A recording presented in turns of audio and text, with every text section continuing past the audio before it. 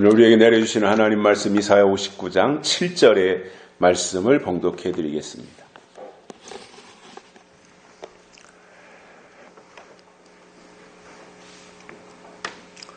그 발은 행악하기에 빠르고 무죄한 피를 흘리기에 신속하며 그 사상은 죄악의 사상이라 황폐와 파멸이 그 길에 끼쳐졌으며. 아멘. 한 주간 동안도 건강하셨습니까? 요즘 과학이 최고로 발달해서 인공지능을 갖춘 로봇이 등장하고 또 농사 짓는 분들은 드론을 가지고 농약을 살포하는 일이 이제 요즘 많이 보급되고 있고, 또 전쟁을 하는 데 있어서도 드론이 최고의 무기로 각광을 받고 있습니다. 40여 전만 하더라도 상상 속에서나 가능했었던 일들이 어느새 우리의 현실이 되었고, 또 인간의 편리를 위해서 과학의 발달이 무궁무진하다고 하는 것을 실감하며 우리가 지금 이 시대를 살아가고 있습니다. 세상이 빠르게 발전하다 보니 불과 2, 3년 전의 것은 구형이 되고 계속해서 새로운 모델을 만들어내고 새로운 장비 개발하고, 또 우리가 살아가는 데 있어서 편리한 모든 전자제품들은 우리 주변에 즐비하게 있는 그러한 상황이다 보니 대기업은 계속해서 새로운 제품을 개발하기 위하여 연구소를 만들어 놓고 거기에 연봉이 수억씩 가는 연구원들을 영입해다가 새로운 제품을 연구 개발하도록 요구하고 있고, 그 연구원들은 우리와 똑같은 2023년을 살고 있지만 그 사람들의 생각은 이미 2050년, 2060년에 어떤 물건을 만들어내야 시장을 장악할 것인가, 소비자의 심리를 사로잡을 것인가, 이러한 것들을 연구하며 또 투자하는 일을 계속해서 하고 있습니다. 기업의 생리라고 하는 것은 결국은 이윤이 얼마나 남느냐, 이윤 추구에 있는데, 그러기 위해서 제일 중요한 것이 뭐냐면 소비자의 성향을 파악하는 것입니다. 소비자들의 요구가 어디에 있느냐, 이것을 파악하는 것이고, 그리고 좀 더 편리한 기능을 갖춘 제품들을 만들어내기 위해서 기술에 투자를 합니다. 그렇게 해야만이 살아남을 수 있고 그렇게 해야만이 돈을 벌 수 있다고 하는 것을 알기 때문에 막대한 예산을 들여서 연구원들을 영입하고 거기에 투자하는 일을 계속하고 있습니다. 당연한 일이라고 봅니다. 사람은 앞으로 발전해 나가려고 하는 성향입니다. 우리가 생각해 보십시오.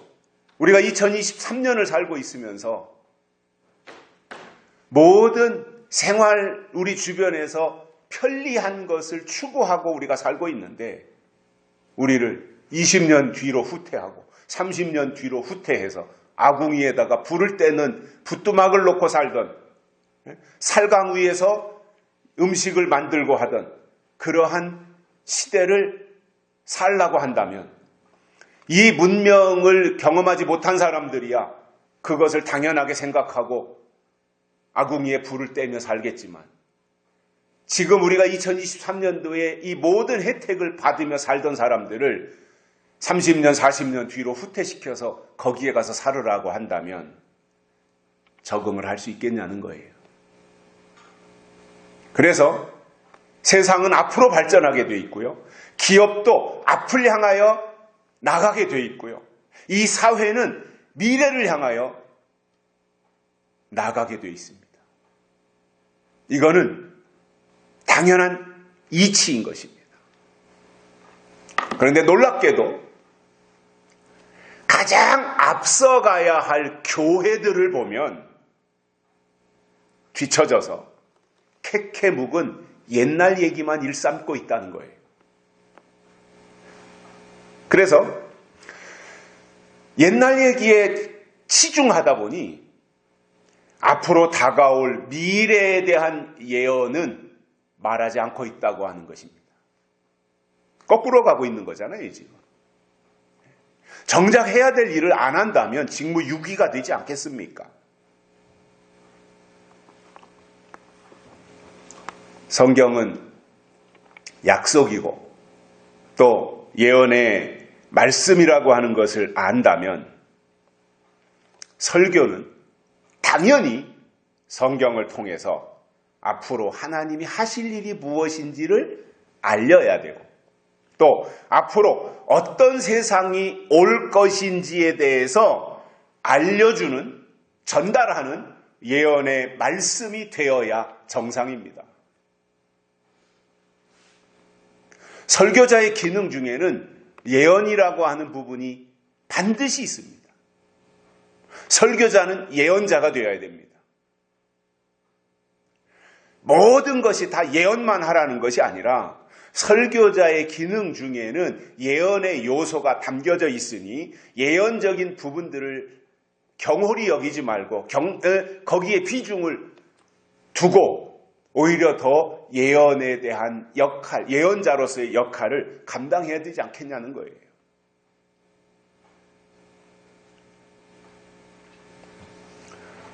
구약 성경에는 선지서가 있고 선지자가 있습니다. 그래서 선지서를 예언서라고 합니다. 선지자를 다른 말로 예언자라고 합니다. 같은 말입니다. 선지자는 예언자이고 선지서는 예언서라는 말입니다. 그렇기 때문에 교회가 감당해야 될 많은 일들이 있어요. 당연히 어려운 사람들이 있다면 도와야 되고 병든 사람이 있다면 함께 기도해야 되고 국가가 어려울 때 교회가 나서야 되고 이러한 모든 교회가 감당해야 될 역할이 있고 또 선한 영향력을 끼쳐야 되는 부분들이 교회가 당연히 해야 될 일들이 있습니다. 그러나 그 다른 일들을 아무리 잘한다고 할지라도 정작 더 중요한 앞으로 하나님이 하실 일이 무엇인지에 대한 장래사, 즉 예언의 말씀을 말하지 않는다면 그것은 교회가 엄청난 직무를 유기하고 있는 것입니다. 그것을 하나님은 책망하시겠다고 말씀하시는 것입니다. 만약에 어떤 사람이, 어떤 설교자가 말로는 자기의 일을 향해서 선지자라고 하면서 1년 52주 365일 지나는 동안 한 번도 예언을 말하지 않는다면 그는 선지자가 아닌 겁니다. 그러나 자기를 향해서 나는 선지자라고 하는 말은 한마디도 하지 않는데 그의 입에서는 때를 따라 하나님이 내려주시는 예언의 말씀이 있다면 그는 하나님이 보내신 선지자라는 말입니다. 그렇다면 신앙인들이 어느 교회에서 신앙생활하다가 이사를 간다든가 아니면 직장을 옮기게 되어서 부득이 새로운 교회를 선택해야 된다고 할 때 가장 중요하게 봐야 될 것이 있습니다. 그것은 그 교회가 얼마나 크냐, 그 교회가 3,000명이 모이느냐, 5,000명이 모이느냐, 아니면 그 교회에 국회의원이 몇 명 있느냐, 시장이나 군수가 아니면 시의원들이, 면장들이 그 교회에 나오느냐 안 나오느냐, 이거를 따질 것이 아니라 그 교회 담임 목사의 주일 예배 설교 내용 속에 예언의 말씀이 담겨 있느냐, 담겨 있지 않느냐, 이것만 보면 나머지 볼 것도 없습니다. 제일 중요한 게 그거라는 거예요. 그게 되고 나서 나머지가 갖춰져 있을 때 그것은 금상첨화인데, 가장 중요한 예언 부분은 완전히 다 속된 말로 말살시켜 놓고 다른 것을 잘한다. 그것은 하나님이 보실 때 교회가 아닌 것입니다.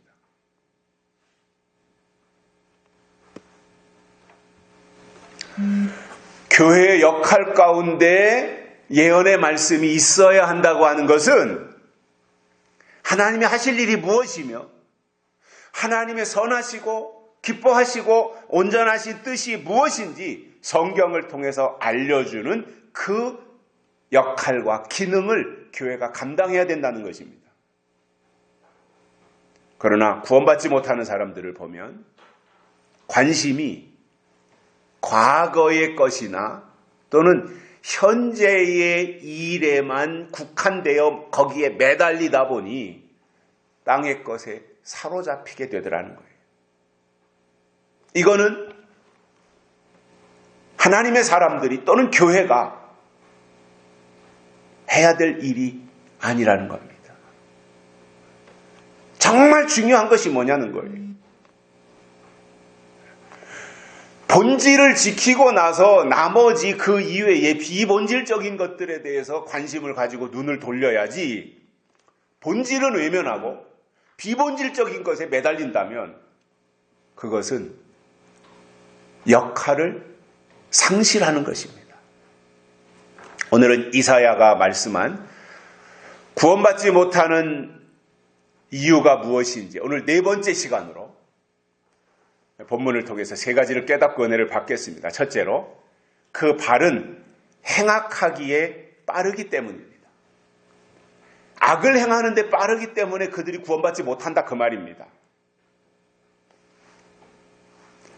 교회라면 또 하나님의 사람들이라면 사실상 중요한 것이 뭐예요?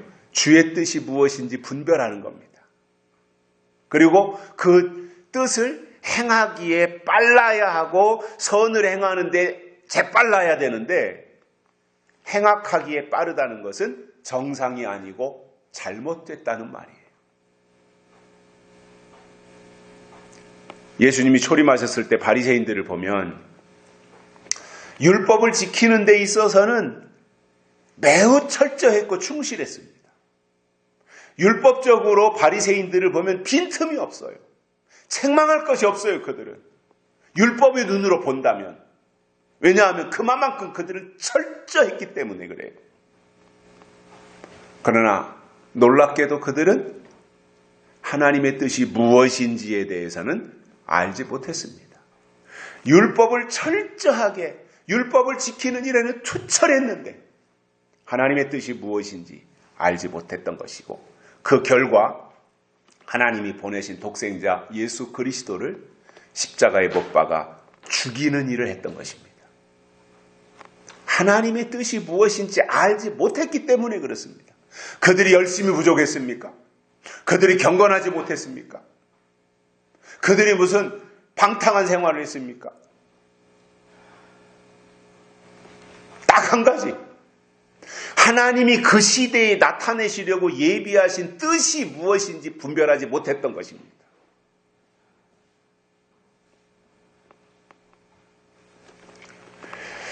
여기서 행악하기에 빠르다고 하는 것은 하나님의 뜻과 하나님의 법이 무엇인지 모르는 악인이라는 말이에요. 잠언 24장에 보면 이런 말씀이 나옵니다. 대저 행악자는 장래가 없겠고 악인의 등불은 꺼지리라, 이렇게 말씀한 것을 볼 때 이 행악자가 누구냐면 자기를 보여 하나님이라고 하는 불법의 사람, 멸망의 아들 적그리스도라는 말입니다. 이게 행악자입니다. 그래서 마지막 때 악인 또는 행악자가 어디서 나오냐면 교회에서 나오는 겁니다.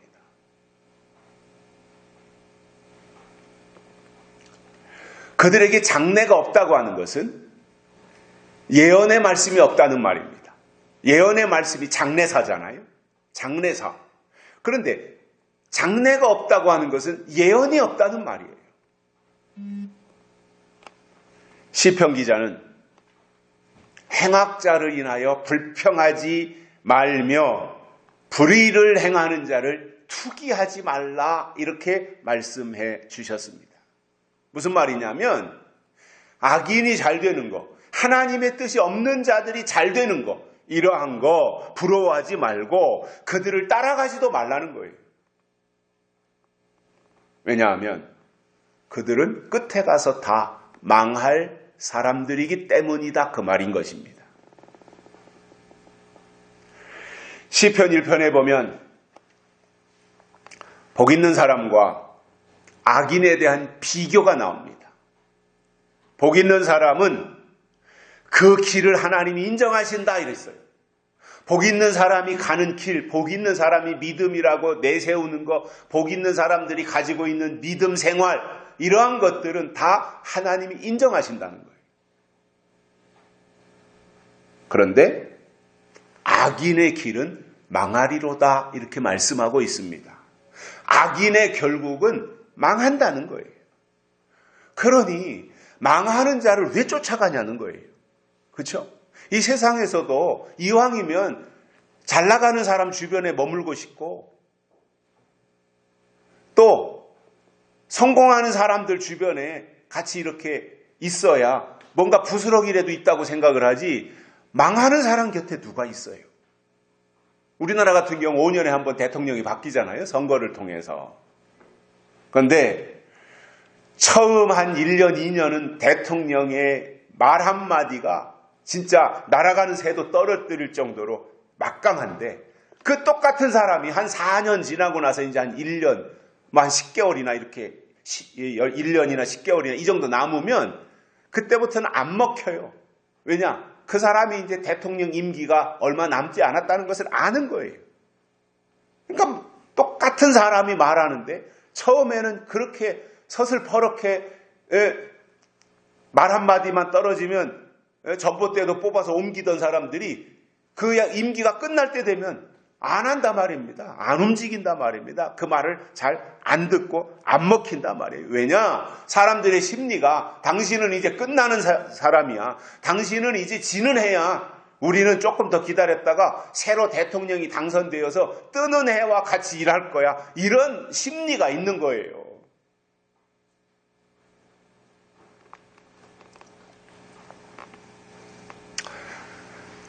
믿음이라고 하는 것은요, 교회에다가 이름 석자 걸쳐놓고 자기 마음대로 하는 것이 아닙니다. 진짜 믿음은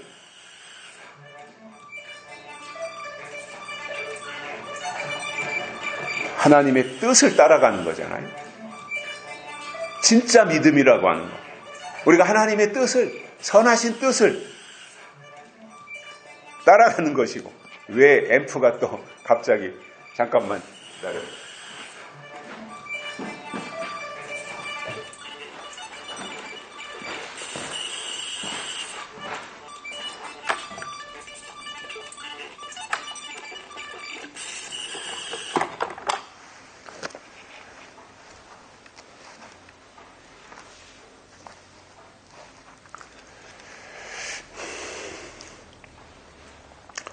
그래서 믿음이라고 하는 것은 하나님의 뜻을 따라가는 겁니다. 그래서 성경을 통해서 하나님이 하실 일이 무엇인지 이것을 알고 하나님의 법대로 하는 것이 믿음 생활인 거지. 교회에다가 등록카드 내고 교회에 가서 생활하다가 세례 받고 직분 받고 그러기 때문에 나는 믿음이다. 이게 아닌 겁니다. 착각하면 안 됩니다. 진짜 믿음이 뭐냐? 하나님의 뜻을 따라가는 것이고 그러기 위해서 성경을 통해서 하나님이 하실 일이 무엇인지 알고 하나님의 법대로 하나님의 뜻대로 하는 거예요. 노아가 하나님의 생각을 받아서 방주를 만드는데 그 당시에 노아의 가족들 외에는 방주 만드는 일에 협조하지 않아요. 오히려 사사건건 시비를 걸었어요. 왜 산꼭대기에다가 방주를 짓느냐? 바닷가에다가 져야지. 왜 이렇게 크게 짓느냐? 왜 역청을 칠하느냐? 뭐 별의별 시비를 다 걸었을 거예요. 그런데 그 당시에 노아가 뭐 방주를 짓든 배를 짓든 집을 짓든 노아가 어떠한 수고를 하는 데 있어서 사람들이 노아에게 와서 말할 이유가 없잖아요. 자기들 할 일이나 하면 되지. 그런데 이유는 한 가지예요. 노아를 향해서 말할 수 있는 근거를 그 사람들이 꼬투리 잡은 게 뭐냐면 배는 바닷가에다 져야 되는데 왜 산꼭대기에다가 배를 짓느냐 그거예요. 그러니까 사람들의 상식이 안 맞고 이치에 안 맞는다 그거예요.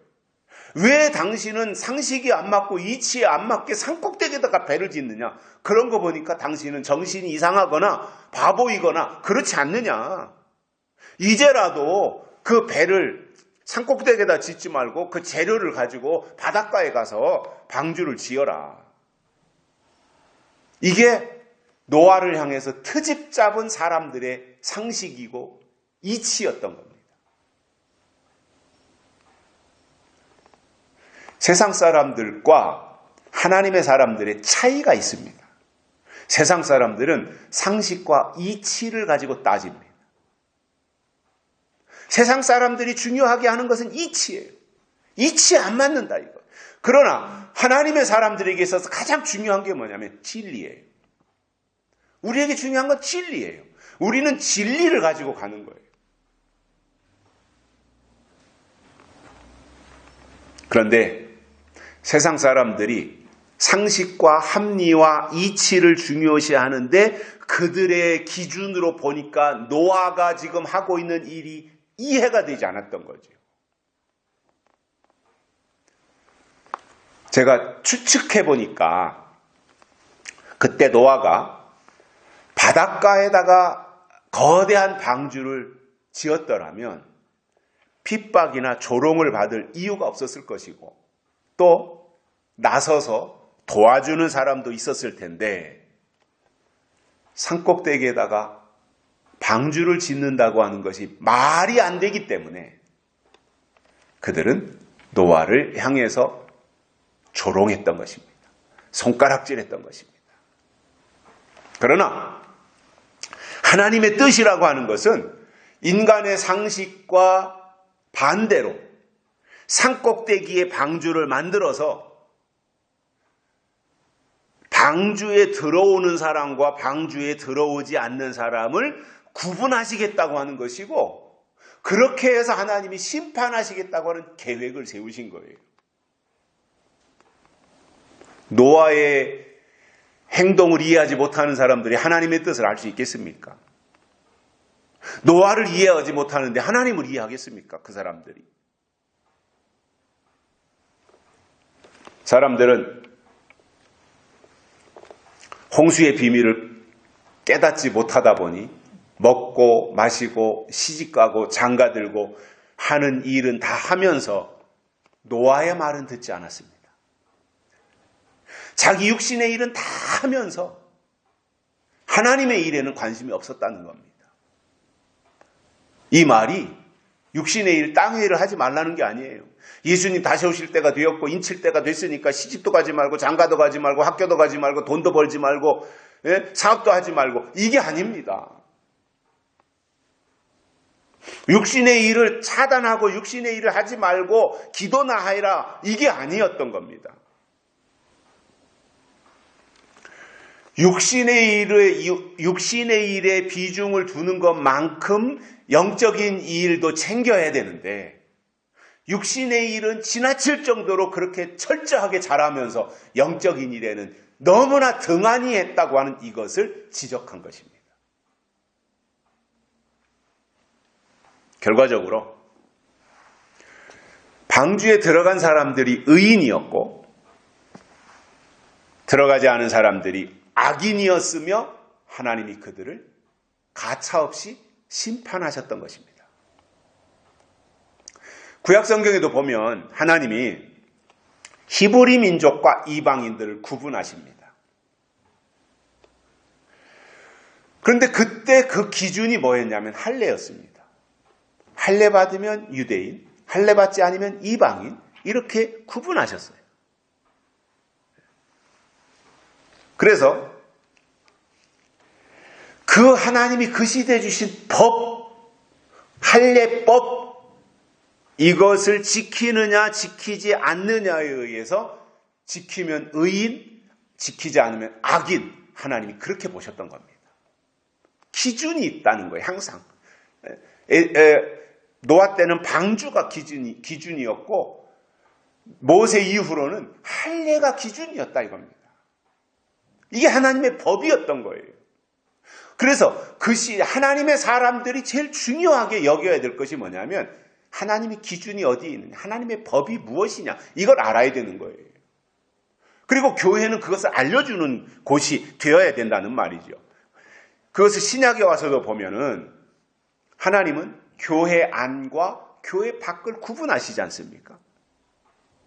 그래서 교회 안으로 들어오는 사람들을 하나님은 의롭다고 여기셨고 교회 밖에 있는 사람들을 악인 또는 죄인이라고 말씀하시면서 교회 안에 들어온 사람들을 하나님이 구별하셔서 그들에게 세례를 베푸시고 하나님의 백성으로 표시하셨던 것입니다. 그래서 신약에 와서는 세례가 기준이 되었던 것이고 세례를 통해서 의인과 악인을 구별하신다고 하는 하나님의 법이었던 거예요. 하나님이 정하신 법은 우리가 지킬 뿐이지 그게 말이 되냐고, 왜 그게 법이냐고, 그러면 노아 때 사람들하고 똑같은 거예요.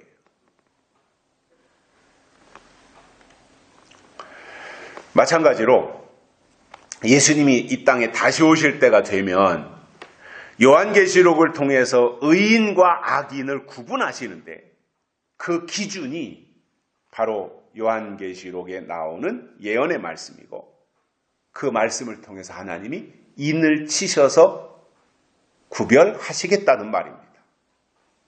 그러므로 시대마다 하나님이 주시는 법이 있다라고 하는 것을 알아야 돼요. 저는 세대주의가 되자는 말이 아닙니다. 저는 세대주의에 대해서는 거부합니다. 그러나 하나님이 정한 때가 있다는 거예요. 하나님이 정해주신 시대가 있다는 거예요. 그리고 그 시대가 되면 시대가 바뀌는 것은 결국은 법이 바뀌는 것이기 때문에 시대가 바뀌었다, 율법 시대가 은혜 시대가 되었다, 그러면 그때 바꿔주신 법이 무엇인지 알고 새로 주신 법에 충실해야 되지 않습니까? 그런데 하나님이 정해주신 법과 질서를 따르지 않으면 그 사람이 바로 악인이라는 말입니다. 그래서 노아 때 방주 짓는 것을 반대한 사람들은 모두 악인이었고 그 사람들이 다 홍수로 심판을 당했으며 그 이후로 모세가 등장해서 히브리 민족을 출애굽시킬 때도 보면은 바로 왕에게 속해 있던 사람들은 다 악인이었습니다. 다윗 때도 보면 골리앗을 물리친 다윗을 악착같이 죽이려고 쫓아다니는 것이 사울 왕이었는데 사울이 악인이었습니다. 그 이후로 선지자들이 활동하던 시대에 와서 보면은 선지자들의 활동을 방해하는 사람들이 악인이었습니다. 이렇게 성경을 보면 의인의 계통이 있고 악인의 계통이 있는데 그 시대에 함께 공존했다라는 겁니다. 의와 악이, 선과 악이 함께 공존했다라는 거예요. 그러면 하나님의 사람들이라면 하나님의 뜻이 지금 어디에 있는지를 알고 사람에게 매일 것이 아니라 하나님의 뜻에 얽매이도록 신앙생활해야 된다라는 거예요. 그러기 위해서 하나님의 뜻이 무엇인지 그것을 성경을 통해서 찾아야 된다는 말입니다. 예수님이 이 땅에 오셔서 복음을 증거할 때 보면 방해 부리는 바리새인들이 있었습니다. 그들이 악인입니다. 또 사도들이 활동하던 초대교회에 가서 보면 하나님은 잘 안다고 하면서 예수님을 거부했던 사람들이 유대인들이었습니다. 교회 시대가 시작된 이후로는 복음을 믿지 아니하는 교회 밖에 있는 사람들이 악인이었고, 요한계시록이 이루어질 때가 되면 약속의 말씀을 믿지 않는 자들이 악인이라는 말입니다. 그래서 영적인 신앙생활을 해야 하는 이유가 뭐냐면, 그래야만이 하나님이 때를 따라주시는 약속의 말씀에 붙잡혀서 악한 자들을 분별해내는 영적 식별력을 갖출 수 있기 때문입니다. 그러므로 우리가 진리 중심으로 신앙생활해야 되고, 진리라고 하는 것은 괴상한 것이 아니잖아요. 진리는 당연한 거잖아요. 하나님이 진리고 예수님이 진리고 성령이 진리고 성경이 진리니까 그 중심으로 신앙생활하자, 이게 진리잖아요. 하나님의 뜻을 깨닫고. 그래서 하나님이 주신 진리가 있으면 그는 미혹당하지 않는다는 말입니다. 아무리 어떤 사람이 나와서 변락해 하더라도 진리에 속한 사람은 사람의 미혹에 넘어가지 않습니다. 왜냐하면 미혹자들은 행악자들이라고 하는 것을 성경을 통해서 알기 때문에, 그 미혹자가 지금 누구를 향해서 무엇으로 어떻게 미혹하고 있다는 것을 꿰뚫어 보기 때문에 그는 행악자를 분별해 내지 거기에 영향을 받지 않는다는 말입니다. 두 번째로는 무죄한 피를 흘리기에 신속하기 때문에 구원받지 못한다 이겁니다. 성경에 보면 무죄하게 피를 흘린 사람들이 등장을 하는데 그들 대부분은 다 순교자들입니다. 이유 없이 하나님을 믿는다는 것 때문에 피를 흘렸습니다. 최초로 무죄한 피를 흘린 자는 아벨인데, 그는 제사 문제로 형 가인에게 돌에 맞아 죽임을 당했습니다. 예수님의 경우도 보면 아무 죄도 없어요. 그런데도 십자가에서 피를 다 쏟으시고 돌아가셨습니다. 계시록 11장에 보면 두 증인이 나오는데, 그는 어느 순간까지는 하나님이 주신 권세를 가지고 1260일 동안 예언을 합니다. 그리고 사명이 끝났습니다. 거기까지입니다. 1260일 동안 예언하는 것이 두 증인의 사명입니다. 거기까지 끝났습니다. 그랬더니 드디어 무저갱에서 올라오는 짐승에 의해서 두 증인이 죽임을 당해요. 그리고 큰 성길에 시체가 버려져서 3일 반 동안 장사도 지내지 아니하고 이렇게 사람들로 하여금 목도하게 하는 악행을 저질렀던 것입니다.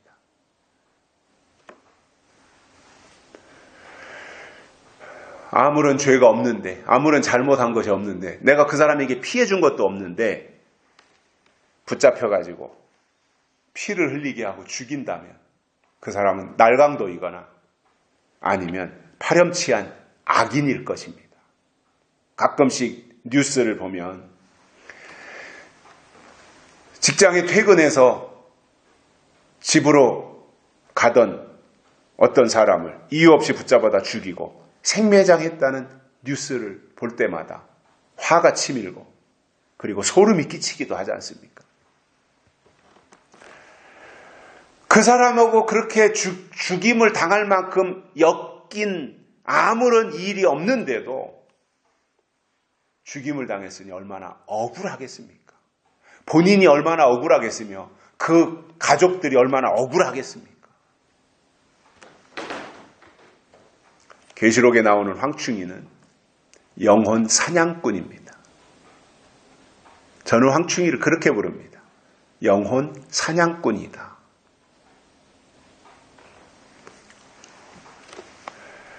그래서 이 황충이가 나오는 이 영혼 사냥꾼이 나와서 하는 일이 뭐냐면은 하나님께로 가야 될 영혼들을 미혹하고 다 가로채서 영을 죽이고 사탄의 왕국을 만들기 위하여 나타나는 세력이 황충이입니다. 예수님이 이렇게 말씀하셨습니다. 살리는 것은 영이요 육은 무익하니라. 내가 너희에게 이른 말이 곧 영이요 생명이라고 하셨고, 예수님은 우리를 살리기 위해서 이 땅에 오신 분입니다. 그러나 황충이는 영혼을 죽이는 파괴자이고, 그들은 사탄의 목적을 이루는 도구로 쓰임받으면서 착각하기를 나는 하나님께 쓰임받는 종이다, 이렇게 생각한다라는 겁니다. 그야말로 악마의 화신이고 사탄의 수하이면서 영혼을 파괴시키는데, 그 방법이 뭐냐 하면 계시록을 통해서 증거하는 예언의 말씀을 듣지 못하도록 영혼을 마비시키는 겁니다. 영적 감각을 마비시키는 겁니다. 그리고 때가 지나간 내용만 들려주면서 충성하면 천국 간다, 이렇게 말한다는 겁니다. 그래서 우리가 말을 잘 들으면 분별하는 거예요. 결국은 말을 분별하는 거예요. 말을. 에덴 동산에서도 아담과 하와가 뱀의 말, 듣지 말아야 될 말을 들음으로 먹지 말아야 될 것을 먹은 거예요. 지금도 마찬가지예요. 황충이 나와서 활동할 때 듣지 말아야 될 황충이의 말을 들으면 그 다음 단계로 넘어가게 되어 있다는 거예요. 적그리스도를 숭배하는 단계로 가게 되어 있는 것입니다. 황충이에게는 절대로 하나님의 뜻과 법이 없고 때를 알지 못하며 그러한 것에 관심도 없이 그냥 믿기만 하면 된다고 하는 거예요. 초보적인 말만 맨날 하는 거예요. 믿기만 하면 된다. 믿기만 해라. 그러한 사람들 입에서 때의 양식이 나오겠습니까? 그러한 사람들 입에서 예언의 말씀이 나오겠으며, 때를 분별하지 못하는 그 사람들의 입에서 약속의 말씀이 증거되겠으며 단단한 식물을 공급할 수 있겠냐는 말이에요. 아무리 교회 생활을 10년을 하고 20년을 했어도 하나님이 보실 때 영적 수준은 어린 아이에 불과하다는 것이고, 이렇게 되면 무죄한 피를 흘리게 하는 악인의 편에 서거나 아니면 그 자신이 악인이 되는 겁니다. 때를 모르면 그렇게 되는 거예요. 바리새인이 별거 아니에요. 때를 몰랐고 법을 몰랐어요. 유대인들이 별거 아니에요. 때를 몰랐고 법을 몰랐던 거예요. 다른 거 다 잘했어요. 흠잡을 거 없어요. 그런데 결정적으로 중요한 때와 법을 모르다 보니 예수 죽이는 일에 앞장섰던 것입니다. 세 번째로는 사상이 죄악의 사상이기 때문에 구원받지 못한다, 이 말입니다. 그 결과 황폐와 파멸이 그 길에 끼쳤다, 이렇게 오늘 본문은 말씀하고 있습니다. 우리가 하나님을 믿는다면 하나님 중심의 사상을 가져야 하는데, 죄악의 사상을 가지고 있다고 하는 것 자체가 문제가 있다는 거예요. 우리나라는 자유민주주의 국가입니다. 그래서 대한민국 국민으로 산다면 당연히 자유민주주의를 배워야 되고, 그리고 어느 순간에 가서 자유를 빼앗아 가려고 하는 세력이 나타나면 자유민주주의를 지키기 위해서 끝까지 싸워야 되는 것이 자유민주주의 대한민국 국민이라는 거예요. 그런데 대한민국에 살면서, 대한민국의 주민등록증을 가지고 살면서 맨날 북한에다가 마음을 두고 어떻게 하든지 김정은이에 대한 생각만 머릿속에 가득 차가지고 북한 체제를 흠모하고 북한에다가 못 퍼줘서 안달을 하고 있다면 그는 대한민국에 살 하등의 이유가 없는 사람이에요. 그는 북한으로 가든지 아니면 그 사람은 정신적으로 문제가 있는 사람으로 밖에는 보이지 않습니다. 대한민국에서 태어나서 대한민국에서 교육받고 대한민국에서 살고 대한민국에서 돈 벌고 대한민국에서 온갖 의료 혜택이나 이런 걸 다 받으면서 대한민국의 이 국가 발전에 조금이라도 미력 하나마 힘을 보태고 대한민국이 잘 되는 것을 기대하고 대한민국이 이렇게 세계적으로 뭔가 역할을 하고 있다면 기뻐하고 그러면서 자유민주주의를 반대하는 공산주의에 대해서 배척하려고 하는 이런 기본적인 마음을 가지고 사는 것이 대한민국 국민의 정상적인 생각인데 그렇지 않고 북한을 이롭게 하기 위해서 대한민국에 살고 있다면 그는 대한민국 국민이 아니라 간첩인 것이고 그는 대한민국을 파괴시키려고 하는 나쁜 사람인 거죠. 저는 신앙적으로도 같은 원리라고 보는데 예수님을 믿고 거듭나서 교회 생활을 한다면 하나님을 우선순위에다가 둔 신본주의가 돼야 되고 하나님의 주권과 섭리를 믿는 사람이 되는 것이 저는 하나님의 사람, 신앙의 사람이라고 봅니다. 누가 좀 더 잘하고 못하고는 사람마다 다 다를 수 있어요. 차이가 있을 수 있어요. 마음은 있는데 여건이 안 돼서 못하는 사람도 있고 건강이 뒷받침이 안 돼서 못하는 사람도 있을 수 있잖아요.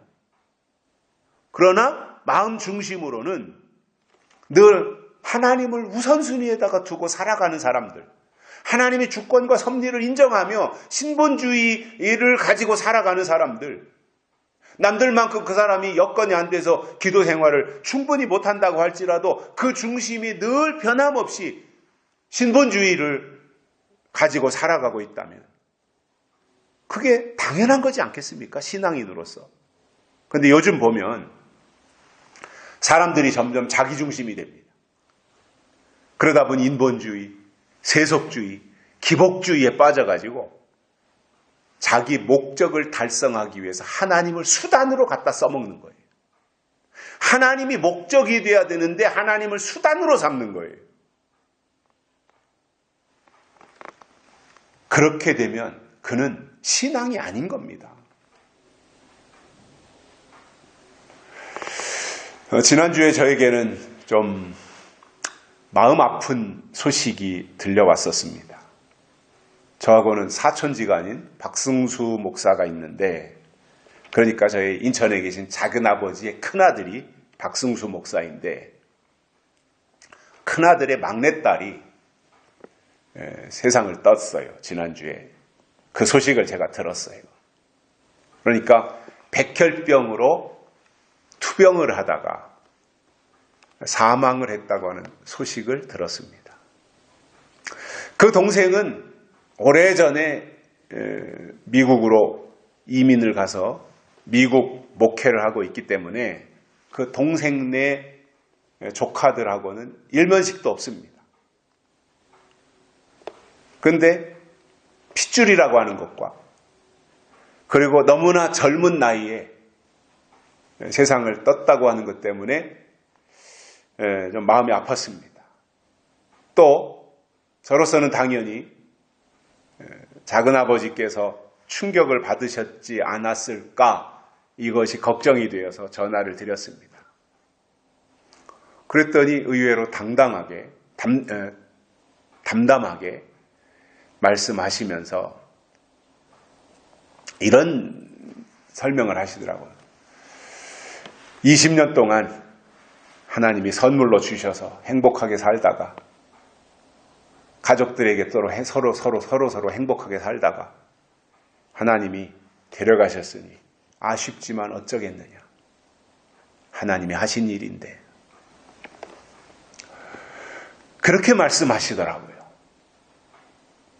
인간적으로야 20살 꽃다운 손녀딸이 꽃봉오리가 펴지도 못한 채 투병을 하다가 세상을 떠났으니 얼마나 마음이 아프셨겠습니까마는. 어떻게 할 방법이 없잖아요. 그러니까 그것을 그대로 받아들이시는 그 모습에 제가 생각한 것이 이것이 하나님의 주권과 하나님의 섭리를 믿는 모습이구나 하는 것을 저는 다시 한번 깨달았습니다.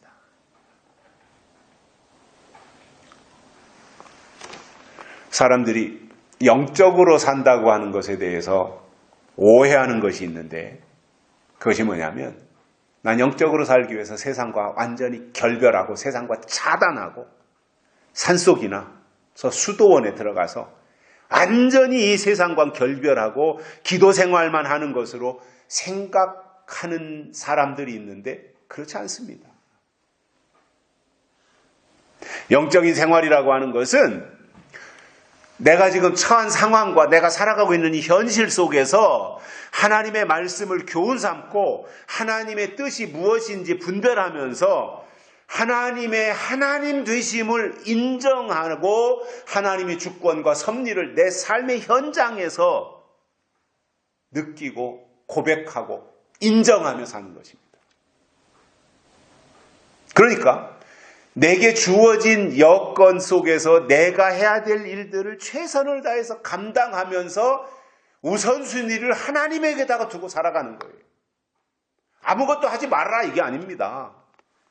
내일 지구가 멸망할지라도 한 그루의 사과나무를 심겠다고 하는 스피노자라고 하는 철학자의 말처럼 내일 예수님이 재림하신다고 할지라도 오늘 나는 내 자리에서 내가 할 일을 잘 끝까지 최선을 다해서 감당하겠다. 이것이 성경적 재림신앙이지. 예수님이 다시 오시니까 이것도 하지 말고 저것도 하지 말고 저것도 하지 말고 이것은 시한부 종말론인 겁니다. 그건 정상적인 재림신앙이 아닌 겁니다.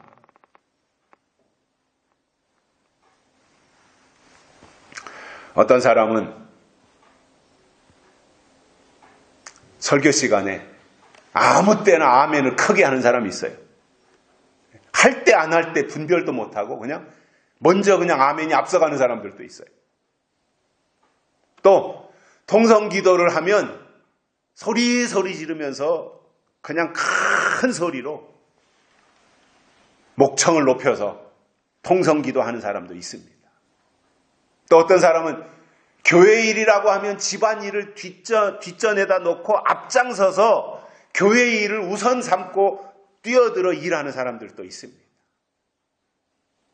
교회는 또 일반적인 사람들은 그러한 사람들을 향해서 믿음 좋고 영적인 사람들이야 이렇게 말할지 모르지만 하나님의 안목으로 보실 때는 그러한 것은 영적인 것과는 거리가 멀 수 있어요. 신앙은 이론이나 지식이 아닙니다. 신앙은 하나님의 영이냐 사탄의 영이냐 하는 영의 문제이고 영은 결국 사상이에요. 어떤 사상을 받느냐, 어떤 영을 받느냐, 이것이 그의 신앙의 성패를 좌우하는 거예요. 계시록 7장에 나오는 하나님의 인은 스룹바벨을 인으로 삼으셨다고 했기 때문에 사람이 인이라 말이잖아요. 스룹바벨이 인이라는 말이잖아요. 그런데 스룹바벨이 어떤 사람이냐면은 바벨론의 포로로 잡혀갔다가 돌아오자마자 무너진 성전을 다시 재건하는 일을 시작했고 하나님은 그를 인으로 삼으셨던 겁니다.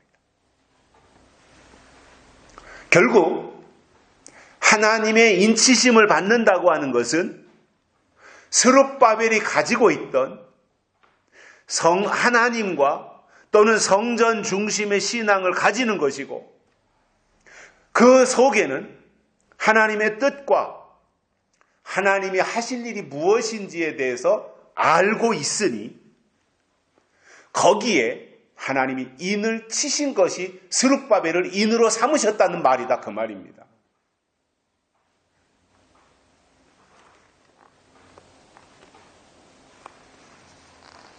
저는 이 시대의 많은 사람들이 요한계시록에 관심을 가지기를 원합니다. 또 요한계시록에 비중을 두고 신앙생활을 하기를 원합니다. 그러나 나는 요한계시록만 알고 있으면 다른 것은 알 필요가 없다라고 생각하는 것에 대해서는 저는 지양합니다. 왜냐하면 그것은 옳지 않기 때문입니다. 제가 언젠가 그런 말씀을 한번 드린 것 같은데,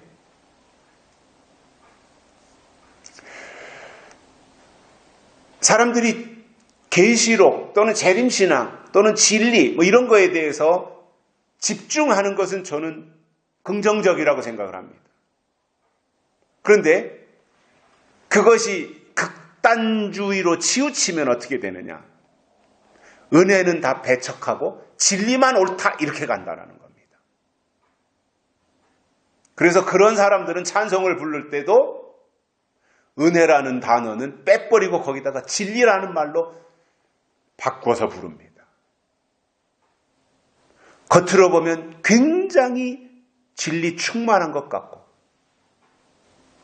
재림신앙으로 가득 채워진 것 같지만 그것은 속을 들여다보면 치우쳐 있다는 겁니다. 균형을 이루지 못하고 있다는 말입니다. 바로 가지 못하는 거예요. 저는 주일 예배 시간에, 그것도 찬양 예배도 아니고 본 주일 예배 시간에 막 그냥 소란을 떨면서 프레이즈의 찬양처럼 이상한 방향으로, 그리고 뚱땅거리면서 복음성가를 부르고 하는 것에 대해서는 그다지 이렇게 좋게 생각을 하지 않습니다. 왜냐하면 뭔가 어느 정도는 이렇게 좀 구별이 돼야 된다라고 생각을 해요. 경건이라고 하는 것에 대해서도 잘 이해를 해야 되지만 그래도 뭔가 이렇게 좀 구분은 할 필요가 있다라고 생각하는데, 한 번은 서울에서 찬양 예배를 드리고 났는데 어느 분이 찬양 예배 때는 조금 자유롭게 찬양 위주로 하고 찬양단을 리드하는 청년들이 앞에 서서 기타도 치고 앰프도 치고 이런저런 악기를 가지고 동원해서 같이 이제 막 찬양을 부르는데 주로 복음성가 위주로 하지 않습니까? 끝났는데 이제 그런 얘기 하는 거예요. 예배 시간에 왜 복음성가를 부르느냐 이거예요. 찬송가를 해야 되지 않느냐라는 얘기예요. 그분의 말이 어느 정도는 일리가 있다고 생각을 해요. 그러나 이제 주일 본 예배도 아니었고 대예배도 아니었고 찬양 예배의 특성상 그렇게 했는데도 불구하고 그 이야기를 하는 거예요. 찬송가 위주로 해야 된다. 맞습니다. 저는 그렇게 생각합니다. 그런데 이제 예배의 어떤 특성 이런 것들이 있으니까 어느 정도는 또 자유함이 있어야 된다고 보는데, 그분은 철저하게 복음성가는 잘못됐다. 찬송가만 불러야 된다. 이렇게 극단적으로 생각하는 분이었던 모양이에요. 그래서 제가 그랬어요. 지금은 우리가 찬송가로 부르는 이 찬송가의 많은 곡은 흑인연가에서 온 거다. 옛날 흑인들이 부르던 그 연가의 리듬을 따가지고 가사를 붙여서 한 거다. 그러면 흑인연가와 찬송가의 차이가 뭐냐? 그랬더니 이제 그거에 대해서 이제 대답을 잘 못하더라고요. 주 예수보다 더 귀한 것은 없네. 그거는 제가 청년 때 복음성가였어요. 주 예수보다 더 귀한 것은 없네. 그런데 그것이 이 찬송가가 뭔가 새로 나오면서 찬송가로 들어갔더라고요. 제가 보니까. 그러니까 바뀐단 말입니다. 자, 저는 그런 거는 진리 문제가 아니라고 생각해요. 진리 문제가 아닌 것은 바꿀 수 있어요. 근데 우리가 끝까지 지키고 사수해야 될 것이 뭐냐? 본질, 아드 폰테스, 이 진리 문제다 말이에요. 그래서 신앙을 지킨다, 믿음을 지킨다고 하는 것이 뭐냐면 본질을 지키는 거예요. 부수적인 것들은 시대의 상황에 맞게 바꿔갈 수 있어요. 이 세상에 속한 우리도 교회도 세상에서 살아가고 있잖아요. 그러니까 우리가 이 교회가 세상과 함께 가면서 본질은 진리 문제는 우리가 끝까지 사수해야 되지만 비본질적인 것들, 세상의 문화에 속한 것들 있잖아요. 그런 것들은 또 우리가 접목을 하잖아요. 뭐 과거에는 여자들이 교회 들어올 때 파마하고는 교회 못 들어오게 했던 적이 있잖아요. 파마하고 어떻게 교회 들어오냐고. 오래전 몇십 년 전 얘기입니다. 아니 지금 뭐 파마 다 하고 있잖아요. 그건 문화에 속한 거다 말이에요. 그러니까 문화에 속한 건지 이게 믿음에 속한 진리에 속한 건지 이거는 구분을 해야 된다는 거죠. 요즘 그런 말도 나오잖아요. 과학과 신앙은 구분해야 된다라는 말이 나와요. 예를 든다면 이런 거예요. 우리가 그게 무슨 말이냐면 신앙은 우리는 창조론이잖아요. 창조론. 근데 과학은 진화론을 얘기하는 경우들이 있단 말이에요. 자, 그러면 유전자 변형을 시킨다든가 그래서 조그맣게 열리던 딸기를 유전자 변형해서 막 사과만하게 열리는 딸기로 만든다든가 또 상추를 하나 심으면 막 이렇게 풍성한 상추를 맛있는 상추를 만든다든가 이런 것은 과학의 영역입니다. 창조론으로 접근할 게 아닙니다. 그 자체로 과학은 그렇게 해서 뭔가 딸기가 커지고 자두도 쬐깐한 자두가 이만큼 막 사과만한 자두가 나오고 대추가 나오고 이런 것들을 볼 때 이것은 어떤 면에서 보면은 진화론적인 측면으로 가는 거잖아요. 발전해 가는 거지 않습니까? 그러니까 과학의 영역과 신앙의 영역도 구분해야 된다고 봐요. 왜냐하면 이미 우리의 주변에는 그러한 것들이 다 침투에 들어와서 자연스럽게 우리가 익숙해져 있어요. 문화적인 측면, 과학적인 측면이 다 우리가 같이 지금 누리고 있는 거예요. 그러면 우리가 신앙적인 측면으로 볼 때 저건 진화론인데 그러면 저런 것들은 다 배제시켜야 되고 안 되고 먹으면 안 되고 받아들이면 안 되고 이렇게 거부하면 어떻게 살 수 있습니까? 그래서 저는 그렇게 말씀드립니다. 본질적인 문제에 속한 진리 문제는 우리가 성경에 말씀하는 그대로 우리가 지키되 그 이외의 부수적인 것들, 문화적인 측면, 스포츠나 또는 과학이나 이런 것들에 대해서는 우리가 어느 정도 받아들이고 가야 되지 않는가. 한때는 보링을 치면 목사님들이 보링을 치면 타락했다고 생각했어요. 보링을 치면 이게 딱 하고 볼링공 잡아뜨리는 거 있잖아요. 그런데 제가 어느 날 책을 보다 보니까 그 보링을 만들어낸 사람이 마틴 루터더라고요. 마틴 루터, 종교개혁자 마틴 루터가 성경을 보다가 심심하면 이렇게 병이나 뭐 막대기 세워놓고 공을 굴려서 잡아뜨리는 거 그러면서 이제 뭔가 스트레스도 해소하고 했던 그렇더라고요. 제가 책에서 본 건데. 한때는 목사님들이 테니스 치면 또 이상하게 봤어요. 테니스 치면 그것도 이상하다고 막 탁구나 쳐야지 웬 테니스 치냐고. 근데 테니스 안 치는 사람들은 지금 테니스 친다고 누가 색안경 쓰고 보는 사람이 누가 있습니까? 목사님들이 다 골프 치는 시대인데 지금. 제가 드리고 싶은 말씀은 뭐냐면 이게 본질적인 것이냐 비본질적인 것이냐 이것은 구별할 줄 알자 이겁니다.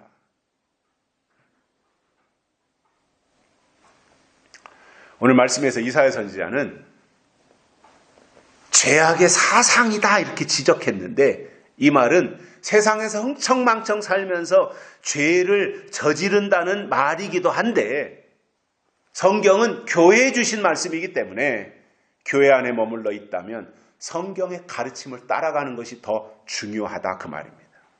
요즘 보면 말로는 하나님을 믿는다고 다 말을 합니다.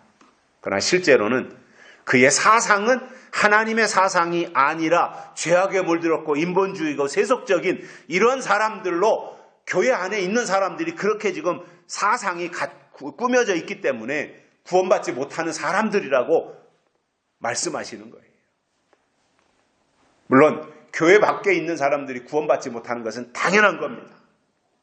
그렇지만 교회 안에 있다고 해서 구원받느냐? 그렇지 않잖아요. 예수님 말씀하시지 않습니까? 나더러 주여 주여 하는 자마다 다 천국에 들어갈 것이 아니요 다만 하늘에 계신 내 아버지의 뜻대로 행하는 자라에 들어가리라. 이렇게 예수님이 말씀하셨습니다. 주여 주여 한다면 당연히 하나님의 뜻 가운데로 나아가야 된다. 그렇지 않으면 구원에서 제외된다라고 하는 거예요. 하나님의 뜻, 본질, 이게 가장 중요한 것이다. 이 말씀을 드리면서 결론으로 이사야가 구원받지 못하는 이유에 대해서 말씀하신 내용을 마음에 담고 하나님의 사람으로 하나님의 뜻대로 인도함 받는 영적 승리자들이 되시기를 주의 이름으로 축복합니다. 살아계신 하나님 감사합니다. 오늘 또 불러주시고 말씀을 듣게 해주셔서 감사를 드립니다.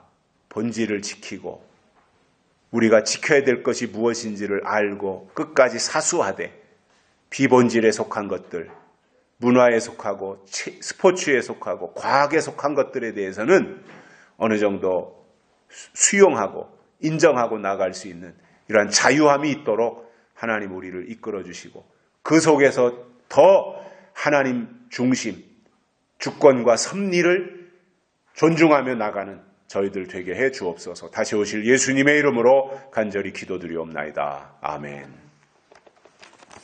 찬송가 253장입니다.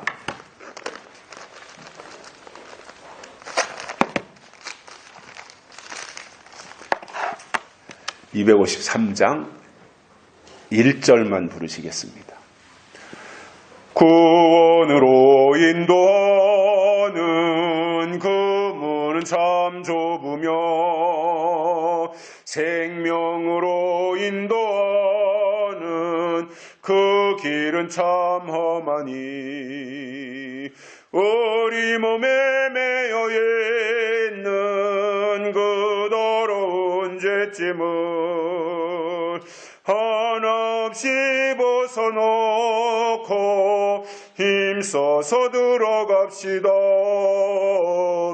구원으로 인도하는 그 좁은 문 들어가 영생으로 인도하는 그 생명길 갑시다.